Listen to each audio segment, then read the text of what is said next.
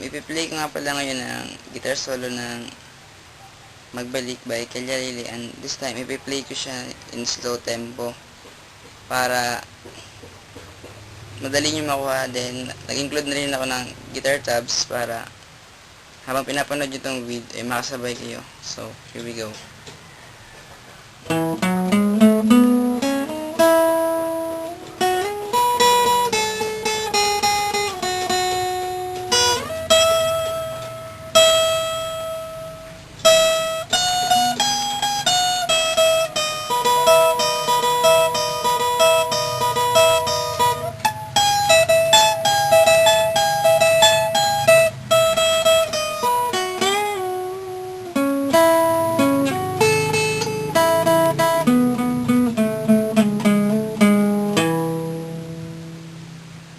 So, yun.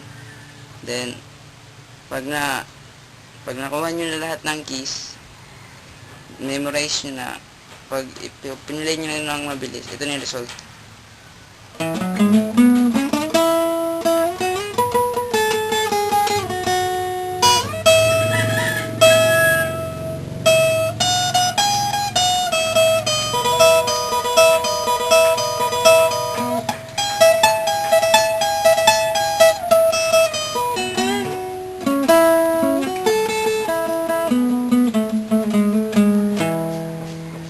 So, yun.